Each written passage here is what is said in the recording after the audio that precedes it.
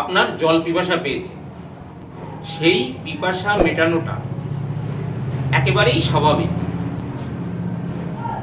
এবং সেই পিপাসা মেটানোটা যত তাড়াতাড়ি সম্ভব ততই ভালো। দেরি হতে থাকলে আমাদের শরীরের যে সেলগুলো, কোষগুলো, সেগুলো কাজ করতে খুব অসুবিধা হয় তাদের। তাই আস্তে আস্তে যত দেরি হবে সেলগুলোর ক্ষতি হবে।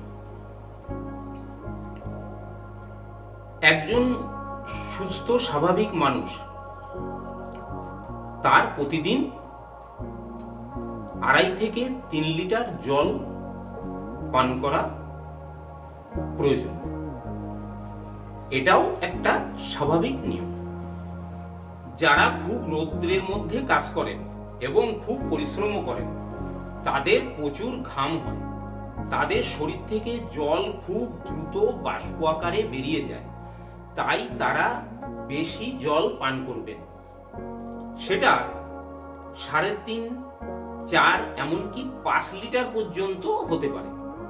যেমন কৃষক, রিক্সা চালক বা যিনি আগুনের কাছে দীর্ঘক্ষণ থেকে কাজ করছেন, রাজমিস্ত্রি, লেবার, মুটে, মজুর ইত্যাদি। ডিহাইড্রেশনের হাত থেকে বাঁচার জন্য তাদের বেশি জল পান করতেই হবে। সুস্বাস্থ্য, অধিক কর্মদক্ষতা, শরীরের ওজন কমানো, রোগ প্রতিরোধ ক্ষমতা বাড়ানোয় জল সঠিক পরিমাণে পান করা খুবই প্রয়োজন। জল যেমন কম পান করা ক্ষতিকর, ঠিক তেমন বেশি পান করাও ক্ষতিকর। শীতকাল থেকে গরমকালে বেশি জল পান করতে হয়। এখন জানব জল কম খেলে এবং জল বেশি খেলে কি কি সমস্যার সম্মুখীন হতে হবে।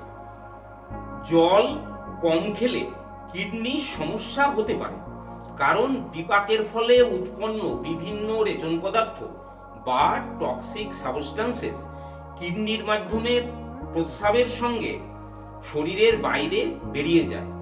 জল কম খেলে কিডনির সেলগুলো ঠিকমতো কাজ করতে পারে না, ফলে টক্সিক সাবস্টেন্সেস কিডনিতে জমা হয়, ফিল্টারেশনে প্রভাব ফেলে, কিডনি স্টোন তৈরি হয়। জলের ঘাটতি হলে মস্তিষ্কের রক্ত প্রবাহ কমে যায়, ফলে মস্তিষ্ক দুর্বল হয়ে পড়ে, ফলে হয় মাথা যন্ত্রণা বা মাথা ব্যথা। পর্যাপ্ত পরিমাণে জল পান না করলে শরীর দুর্বল লাগবে, অল্পতেই শরীরে ক্লান্তি ভাব দেখা দেবে, শরীরের তাপমাত্রা বেড়ে যাবে, স্বাভাবিক কাজকর্মে আগ্রহ হারিয়ে যাবে। মস্তিষ্কের 90% হলো জল, তাই জলের ঘাটতি স্মৃতি, মেজাজ এবং সিদ্ধান্ত গ্রহণে প্রভাব ফেলে। শরীরে জলের অভাব হলে কোষ্ঠকাঠিন্য, বুক জ্বালা পোড়া এবং হজমের গন্ডগোল দেখা দেয়। শরীরে জলের ঘাটতি থাকলে মুখে দুর্গন্ধ হয়। জলের ঘাটতি মানে লালা কম উৎপাদন হওয়া, ফলে মুখে ব্যাকটেরিয়ার উৎপাদন বেড়ে যায়, তাই মুখে দুর্গন্ধ হয়। ইউরিনের সমস্যা এবং কনস্টিপেশন এই দুটি জল কম পান করার কারণেই হয়। এগুলি ছাড়াও আরো নানা রকম সমস্যা তৈরি হতে পারে। এখন বলবো জল বেশি পান করলে কি কি সমস্যা হতে পারে। জল বেশি পান করলে কিডনির পক্ষে সমস্ত জল ফিল্টার করে শরীরের বাইরে বের করে দেওয়া সম্ভব হয় না। তখন সেই অতিরিক্ত জল পায়ের পাতা, পা, হাত, মুখ ইত্যাদি জায়গায় জমতে থাকে এবং সেই জায়গাগুলি ফুলে ওঠে।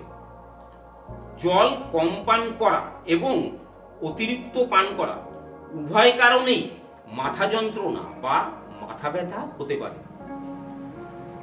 জল বেশি পান করলে সমস্ত শরীরের সেল বা কোষগুলি ফুলে বড় হয়। তাই মস্তিষ্কের কোষগুলি ফুলে বড় হয়ে খুলিতে চাপ দেয়, তার ফলে মাথা ব্যথা হয়। তখন ব্রেনের কর্মক্ষমতাও অনেক কমে যায়।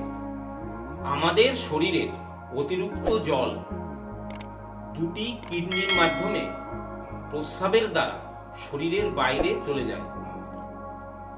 কিডনি নির্দিষ্ট নিয়মে এই কাজটি করে থাকে, কিন্তু অতিরিক্ত জল পান করলে কিডনির এই ফিল্টারেশন পদ্ধতিতে ব্যাঘাত ঘটে এবং তার ফলে কিডনির কার্যকারিতা ক্ষতিগ্রস্ত হয়। শরীরের সমস্ত মাংসপেশি দুর্বল হয়ে পড়ে। অ্যাজ এ হোমিওপ্যাথিক ডক্টর, একজন হোমিওপ্যাথিক ডাক্তার হিসাবে আমি এখন আপনাদেরকে বলবো, এই জল পান করছেন বা এর সঙ্গে অন্যান্য আপনারা যে কোনো খাবার খাচ্ছেন, ড্রাই ফ্রুটস বলুন বা কোনো শাকসবজি তরিতরকারি যা বলুন, সেগুলো আপনাদের খুব একটা মানে কাজ হচ্ছে তাতে, কিন্তু খুব একটা কাজ দিচ্ছে না, কিছু একটা বাধা হচ্ছে। তার কারণ হিসাবে জানতে হবে, আপনার শরীরে তো একটা অসুখ থাকে না, মানুষের শরীরে কত রকমের অসুখ থাকে। তা সেই জন্যে সেই অসুখগুলোকে সারিয়ে ফেলা তো দরকার। সারিয়ে ফেললে তবেই আপনি যাই খান, সে জল পিপাসায় যে জল খাচ্ছেন বা এই যে নানা রকম বা উষ্ণ গরম জল কেউ কেউ খাচ্ছেন, বা আপনি যাই খান, সে লেবু জল খান, কিন্তু আপনার সেটা খুব একটা কাজে দেবে না, বাধা পাবে শরীরে। তাই আপনারা হোমিওপ্যাথিক একজন ডাক্তারবাবুকে দেখালে আপনার শরীরে যত পুরনো অসুখ বিসুখ আছে আপনি খুলে বললে সেইগুলো তখন সেরে যাবে। সেরে গেলে তখন আপনি যাই খান সেটা আপনার কাজে লাগবে। আর এর জন্য দরকার কনস্টিটিউশনাল ট্রিটমেন্ট। এইবার আপনাদের মনে প্রশ্ন আসবে যে আচ্ছা কনস্টিটিউশনাল ট্রিটমেন্টটা কি? কনস্টিটিউশনাল ট্রিটমেন্ট হলো এই যে আমাদের গ্রেট মাস্টার হ্যানিম্যান, এই যে এখানে ফটোতে আছেন, এই গ্রেট মাস্টার হ্যানিম্যানকে বলা হয় ফাদার অফ হোমিওপ্যাথি, মানে হোমিওপ্যাথির জনক। ইনার লেখা অর্গান অফ মেডিসিন বই, যে বইটাকে বলা হয় হোমিওপ্যাথিক দর্শন বা হোমিওপ্যাথিক ফিলোসফি। তা ওই বইতে লেখা আছে যে ক্রনিক ডিজিজ ট্রিটমেন্টের কি নিয়ম, সব লেখা আছে, সব কিছুই লেখা আছে হোমিওপ্যাথির ইতিবৃত্তান্ত। কিন্তু ক্রনিক ডিজিজ ট্রিটমেন্ট করার বা অনেক রকম অসুখ থাকলে সেই অসুখগুলো সারিয়ে ফেলার যে কি নিয়ম, সেটা একমাত্র কনস্টিটিউশনাল ট্রিটমেন্টেই হতে পারে। এবং সেই কনস্টিটিউশনাল ট্রিটমেন্টই তো আমি এখন বলছি, যে আপনি যে ডাক্তারবাবুকে সিলেক্ট করবেন, যে মানে ওনাকে দেখাবেন, সে আপনার পার্সোনাল ডাক্তারবাবুই হোক বা কোনো সরকারি হসপিটালে আপনি দেখাবেন, সরকারি হোমিওপ্যাথিক হসপিটাল, সেই হসপিটালগুলোতে যে ডাক্তারবাবুরা বসেন, আপনি আউটডোরে টিকিট করে দেখালেন, যে তারপর যে ডাক্তারবাবুর কাছে ওনারা পাঠাবেন তিনি ভালো ডাক্তার, মানে ভালো ডাক্তারবাবুরাই বসেন ওখানে, তা আপনি সেখানে দেখাবেন। তাহলে দেখবেন আপনার ওই অসুখগুলো কিছুদিন ওষুধ খেলে সেরে যাবে।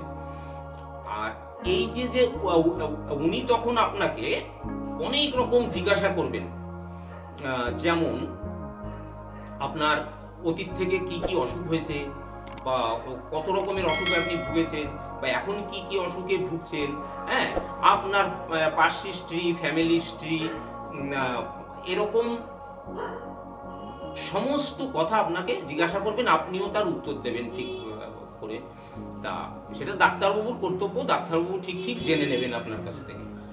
এইবার তারপর ওষুধ দেবেন, ওষুধ খেলে দেখবেন আপনার ওই সমস্ত অসুখ কিছুদিনের মধ্যে কমে যাবে। আবার 40 বা 45 বছরের অভিজ্ঞতায় আমি আপনাদের এই কথাটাই বলতে পারি। যে বা যিনি যেখান থেকে আমার এই ভিডিওটা দেখছেন, প্রত্যেকে ভালো থাকুন, সুস্থ থাকুন, এই কামনা করে এখন এই ভিডিওটা আমি শেষ করছি।